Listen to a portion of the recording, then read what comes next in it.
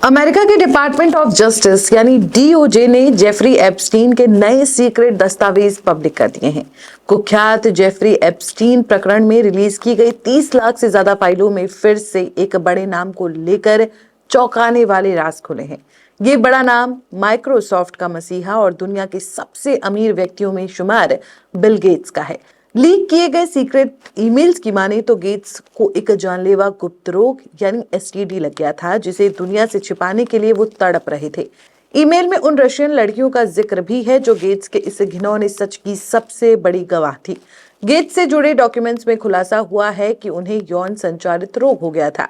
चौंकाने वाली बात तो ये है कि उन्होंने इस लाइलाज बीमारी के सबूत मिटाने के लिए कुख्यात अपराधी जेफरी एप्स्टीन को सरेआम धमकियां तक दे डाली थी। इन ईमेल्स में बिल गेट्स ने रशियन लड़कियों का भी जिक्र किया था।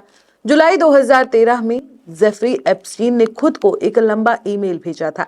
ये ईमेल उस वक्त का है जब बिल गेट्स ने एप्स्टीन से दूरी बनानी शुरू कर दी थी।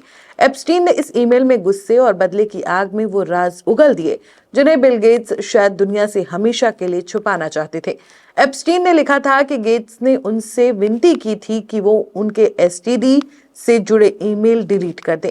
एप्स्टीन ने अपनी इस धमकी में साफ लिखा था कि उसके पास गेट्स के रशियन लड़कियों के साथ संबंधों और उसके बाद पैदा हुई बीमारियों का पूरा कच्चा चिट्ठा मौजूद है। इन दस्तावेजों में बिल गेट्स की पूर्व पत्नी मेलिंडा गेट्स से जुड़ा एक भयानक किस्सा भी है। दस्तावेजों के मुताबिक गेट्स ने रशियन लड़कियों के साथ संबंध बनाने के बाद एक गुप्त रोग पकड़ लिया था।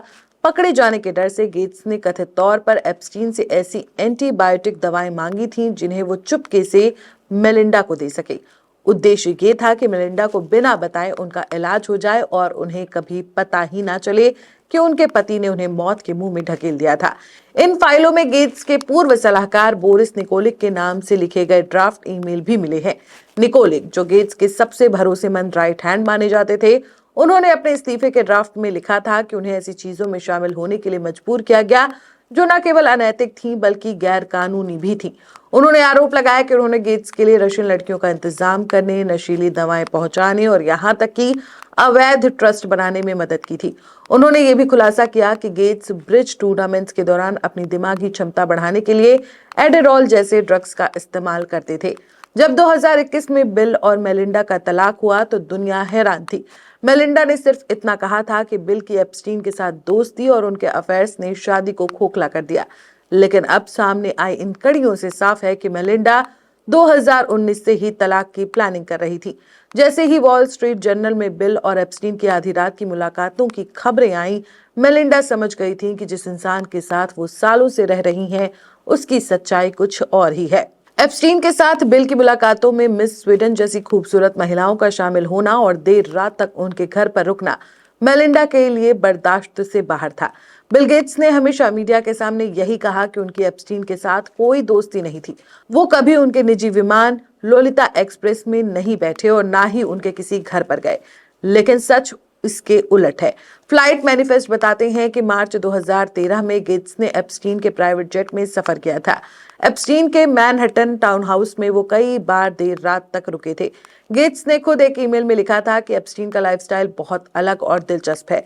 जेफरी एप्स्टीन ने 2019 में जेल में आत्महत्या कर ली थी, लेकिन उसके पास मौजूद ब्लैक बुक और ईमेल आज भी दुनिया के सबसे ताकतवर लोगों की रातों की नींद उड़ा रही हैं।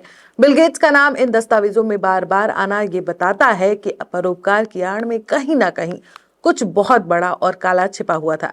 हालांकि गेट्स के प्रवक्ताओं ने इन दावों को खारिज किया है, लेकिन डीओजे द्वारा जारी किए गए हजारों पन्नों के ये ईमेल्स झूठ नहीं बोलते। अब देखने वाली बात यह होगी कि इन दस्तावेजों के आधार पर कोई कानूनी कार्रवाई होती है या फिर ये मामला सिर्फ दस्तावेजों और दावों तक ही सीमित रहता है। दोस्तों, इसी के साथ इस वीडियो में इतना ही। आपको ये जानकारी कैसी लगी कमेंट में जरूर बताएं। वीडियो पसंद आई हो तो वीडियो को लाइक, शेयर और चैनल को सब्सक्राइब जरूर करें।